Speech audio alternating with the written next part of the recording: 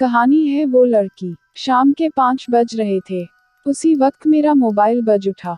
सामने विशाल था। हमेशा की तरह वो प्यार से बोला, जाने मन क्या कर रही हो। मैंने कहा कुछ नहीं, बस अब ऑफिस से निकलकर पीजी जाऊंगी। तुम क्या आ रहे हो? और सामने से जो सुना उस पर विश्वास नहीं हुआ।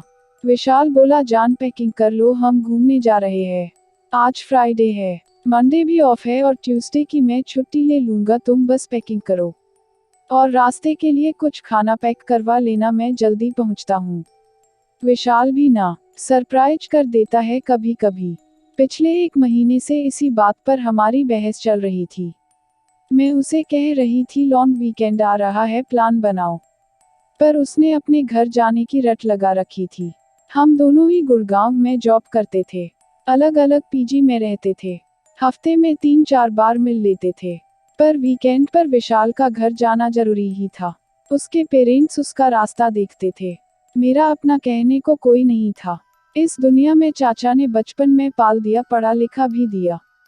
अब जब वो नहीं रहे तो मैं उनकी फैमिली में एक अवांछनीय सदस्य हो गई। इसलिए पिछले 2 साल से पीजी में रहने आ गई थी। यही विशाल से मुलाकात हुई और कब मुलाकातें प्यार में बदल गई पता ही नहीं चला। हम दोनों उम्र के 30 बसंत देख चुके थे। अब हमारे प्यार में लड़कपन नहीं था, एक गंभीरता थी। पर हम दोनों एक साथ लिव इन में रहने की हिम्मत ना जुटा पाए। खैर, यह तो हुआ परिचय, अब अपनी कहानी पर आती हूँ। उस दिन जैसे मेरे पैरों को पंख लग गए थे। मैं बहुत खुश थी। विशाल के साथ इतने दिन बिताने की कल्पना से ही मैं सिहर उठी थी। मैंने जल्दी से सब जरूरी चीजें पैक की, अपने वॉकिंग शूज कसे और रेडी थी, तभी फोन पर मिस कॉल, यानी विशाल आ गया। मैंने जल्दी ही सामान गाड़ी में रखा और बैठते ही विशाल को चुम लिया। वो भी बहुत खुश हो गया। उसने कहा, रियाना भी रेडी, हम एंजॉय करेंगे। हम पूरी रात ड्राइव करते रहे और जब सुबह की पहली किरण उदित हुई तो हम उत्तराखंड के एक छोटे से हिल स्टेशन पर पहुंच चुके थे। वहां हमने थोड़ा घूम घाम कर देखा। हमें रहने के लिए नदी किनारे एक शांत सी कॉटेज मिल गई। रूम बहुत बढ़िया था, बड़ी बड़ी खिड़कियां और सामने खूबसूरत नदी। विशाल जानता था मुझे क्या पसंद है। हमने जल्दी से फ्रेश होकर पहले अपनी नींद पूरी करने का प्लान बनाया, पर बिस्तर पर आते ही वो रोमांटिक मूड में आ गया। और फिर जो नींद आई, मेरी आंख 3 बजे के लगभग खुली। विशाल अभी भी सो रहा था। मैंने उठकर कपड़े पहने और खाने के लिए कुछ ढूंढने लगी। तभी मुझे लगा जैसे कोई गुनगुना रहा हो। मैंने दरवाजा खोला तो लॉबी के आखिरी हिस्से में बड़ी सी खिड़की पर एक लड़की अपना सर टिकाए खोई हुई सी गुनगुना रही थी। उसकी पीठ मेरी ओर थी और उसके बाल गुंगराले बिखरे हुई स्याह काले। मुझे लगा यहाँ कोई और भी है। चलो अच्छा है, साथ में कोई अपनी उम्र का है, ट्रैकिंग में मजा आएगा। तभी विशाल ने मुझे आवाज दी, जान कहाँ गई? और तभी उस लड़की ने मुड़कर मुझे देखा। वो बहुत ज्यादा गोरी थी। मुझे देख वो मुस्कुरा दी, मैंने भी मुस्कुराकर उसका प्रत्युत्तर दिया। हम तैयार होकर लगभग 4 बजे के करीब कस्बे की ओर निकले। मैं और विशाल दोनों भूख से परेशान थे। आगे कुछ दूरी पर एक छोटा सा ढाबा दिखा। वहां हमने चाय और आलू के पराठे खाए। ढाबे का मालिक एक बूढ़ा सा आदमी था। वो कहने लगा, आप लोग कहाँ रुके हो? हम लंच बॉक्स भी भेज सकते हैं। जब हमने बताया हम कहाँ रुके हैं, तो उस बूढ़े और ढाबे पर 2-3 लोगों की आंखें फैल गई। कोई कुछ बोला तो नहीं, पर कानाफूसी होने लगी थी। मुझे थोड़ा अजीब लगा, पर हम उस वक्त वहां से निकलकर नीचे बाजार की तरफ घूमने निकल गए। आते वक्त रात का खाना पैक करवा हम कोई 7 बजे के लगभग कॉटेज पहुंचे। मेन गेट पर चिंटू मिल गया। वो कॉटेज का केयरटेकर था। उसने बताया यहाँ सिर्फ ब्रेकफास्ट और चाय कॉफी ही मिल सकती है, पर पीछे की तरफ किचन है जहां आप खुद खाना बना सकते हैं। विशाल उससे आसपास घूमने की जगह पूछने लगा और मैं रूम की तरफ बढ़ चली। लॉबी पर पहुंचते ही मुझे ठंडी हवा का एहसास हुआ। मैं चाबी लगा ही रही थी, मुझे साथ के कमरे से धीमे संगीत की आवाज आई। बहुत ही मधुर पर उदास सा संगीत था। मुझे अचानक वो लड़की याद आ गई। पीछे विशाल था। वो कहने लगा, अंदर चलो, यहाँ क्यों खड़ी हो, एक राउंड और हो जाए। उसकी आंखों में शरारत थी। मैं बस उसकी आंखों में खो गई। मैं उससे दीवानों की तरह प्यार करती थी। मेरे लिए सिर्फ वो ही तो था। उसका प्यार जिस शर्त पर मिले मुझे मंजूर था। उस रात मैं बहुत सुकून से थी विशाल की बाहों में। बाहर किस पहर बारिश शुरू हो गई थी पता ही ना चला। मुझे प्यास लगी थी, फोन उठाकर देखा तो रात के 2 बज रहे थे। बारिश की रिमझिम और रात का सन्नाटा, अलग ही दुनिया लग रही थी। मैंने विशाल को देखा, वो किसी छोटे बच्चे की तरह सो रहा था। मैंने उठकर खिड़की खोली और बारिश की बूंदों को अपने चेहरे पर महसूस करने लगी। तभी साथ वाले रूम से किसी के रोने की आवाजें आने लगी। कोई आदमी जोर जोर से बोल रहा था और कोई लड़की रो रही थी। उनकी आवाजें स्पष्ट नहीं थी, जैसे दबी दबी सी थी। खिड़की बंद करने की आवाज से विशाल भी उठ बैठा। कहने लगा, रियाना तुम रात को खिड़की क्यों खोल रही हो? यह कॉटेज नदी के पास है, जंगली जानवर भी आ सकते हैं। मैंने तब दिन में मिलने वाली वो बिखरे बालों वाली लड़की का जिक्र किया। मेरा ख्याल था वो कोई विदेशी है। विशाल बोला, उन्हें छोड़ो, कल तुम्हें एक वाटरफॉल पर ले जाऊंगा, अभी इधर आओ और मुझसे लिपट जाओ। सुबह बड़ा फ्रेश मूड था, हम जल्दी से नाश्ता करके वाटरफॉल की तरफ निकल पड़े। जाते जाते चिंटू ने कहा, आप वाटरफॉल नीचे से ही देखिएगा, ऊपर चोटी पर मत जाएगा, उस चोटी से फिसलकर बहुत लोग जान गंवा चुके हैं। लगभग 3 किलोमीटर की ट्रैकिंग करके हम उस वाटरफॉल तक पहुंचे। वहाँ काफी चहल पहल थी, पर्यटकों के साथ साथ लोकल लोग भी थे। संडे जो था, वाकई बहुत खूबसूरत जगह थी, हम भी वहाँ फोटो लेने लगे। वहाँ पर एक छोटा सा लड़का लगभग जला हुआ पतीला, मैगी और कुछ कोल्ड ड्रिंक की बोतलें लिए बैठा था।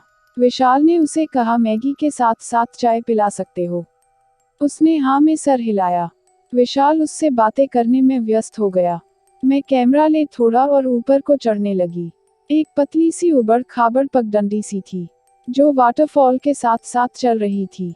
मुझे लगा जहाँ विशाल बैठा है उसके शॉट ऊपर से जाकर लिया जाए, वाटरफॉल की बढ़िया पिक्चर आएगी। अभी थोड़ा आगे ही बढ़ी थी कि अचानक वो घुंघराले बालों वाली लड़की मुझे अपने आगे दिखाई दी। वो बहुत तेजी से आगे बढ़ रही थी।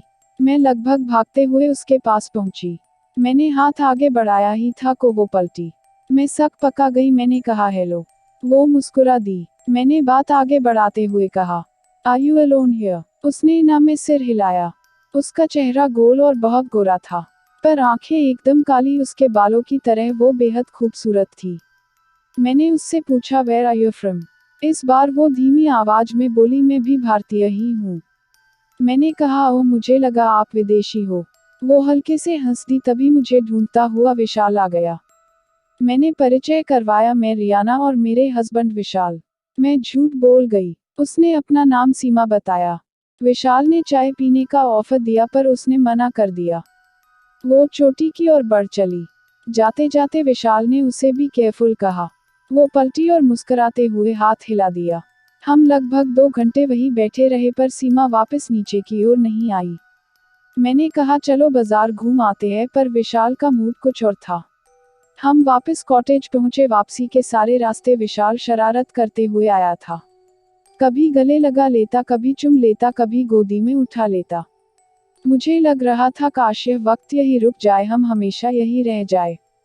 जब मेरी नींद खुली विशाल बिस्तर पर नहीं था। मैं कपड़े पहनते हुए उसे आवाज देने लगी, पर कोई जवाब नहीं आया। विशाल कहीं भी नहीं था। तभी बाहर लॉबी में कुछ आवाज आई। मैंने दरवाजा खोला तो विशाल बाहर उस खिड़की के पास खड़ा था जहां मैंने सीमा को पहली बार देखा था। उसी तरह सर टिकाए हुए बाहर देखते हुए। जनाब, कहाँ खो गए? विशाल पलटा और बोला, मुझे कोई उदास सी धुन सुनाई दी, उसका पीछा करते करते यहाँ आ गया। साथ वाला दरवाजा हल्का सा खुला हुआ था। मुझे जिज्ञासा हुई, सीमा वापस आई कि नहीं। मैंने देखा तो रूम बिल्कुल खाली था। पलंग पर एक भी सिलवट नहीं, पर्दे लगे हुए थे। मुझे लगा सीमा शायद चली गई। हमने डिसाइड किया आज डिनर खुद ही बनाएंगे। विशाल ने चिंटू से चिकन और वोडका ले आने को कहा। हमने कॉटेज के आंगन में आग जलाई। साइड में ही चूल्हा मंगा लिया। वोडका देख चिंटू भी हमारे साथ बैठ गया। मैं चिकन पकाने लगी। रात बढ़ती जा रही थी। चिंटू 2 पैग लगाने के बाद सेंटी हो गया था। कहने लगा, बाबूजी हमें भी दिल्ली ले चलो, अपने पास रख लेना, सेवा कर देंगे। विशाल उसे समझाने लगा, अरे तुम तो जन्नत में रहते हो, यहाँ काम भी कम है, आराम से रहो। आज तो कॉटेज में हम अकेले ही गेस्ट हैं। चिंटू ने कहा, साहब पिछले कुछ महीनों से आप ही अकेले गेस्ट हो। मैं और विशाल एक दूसरे की शक्ल देखने लगे। हमने कहा, अच्छा एक कपल और भी था हमारे साथ वाले रूम में। आदमी को तो देखा नहीं, पर लड़की से मैं कॉटेज और फिर वाटरफॉल पर भी मिली। क्यों झूठ बोलते हो? चिंटू का चेहरा सफेद पड़ गया, वो कुछ नहीं बोला। विशाल ने कहा, क्या हुआ चिंटू? अपना गला साफ करते हुए बोला, साहब मैं अपनी माँ की कसम खाता हूँ आप यहाँ अकेले ही गेस्ट हो। आप आ गए, नहीं तो मैं खुद अपने गांव जाने वाला था। मैंने कहा, फिर वो लड़की कौन थी? कहाँ से आई? चिंटू ने बताया, इस कॉटेज के बारे में बहुत कहानियां फैली हुई है। यह बहुत पहले अंग्रेजों के जमाने में किसी साहब बहादुर का घर था और यहाँ कुछ मौतें हुई थी। तब से आसपास के लोग यहाँ आवाजें सुनने लगे। कभी कोई उदास सी धुन, कभी लड़की के गाने की, कभी रोने की। मेरा यह सुनकर खून जम गया था। पर चिंटू हमें सांत्वना देते हुए बोला, साहब मैंने तो आज तक ऐसा कुछ देखा ना सुना। मैं तो रोज यही रहता हूँ, कभी कुछ नहीं देखा। डिनर जैसे तैसे निपटा के हम दोनों रूम में आ गए। विशाल मुझे ढाढ़स बंधाते हुए बोला, चर्सी है, कहा इसकी बातों में आ रही हो। पर अंदर से वो भी डरा हुआ लग रहा था। वोडका उतर चुकी थी और नींद भाग गई थी। मैं और विशाल इधर उधर की बातें करते हुए टाइम बिता रहे थे। रात के 10 बज गए थे। बारिश शुरू हो गई। उसने माहौल को और बोझिल बना दिया था। बातें करते करते हम कब सो गए पता ही नहीं लगा।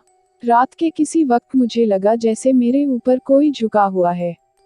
मैंने आंखें खोली तो सीमा थी।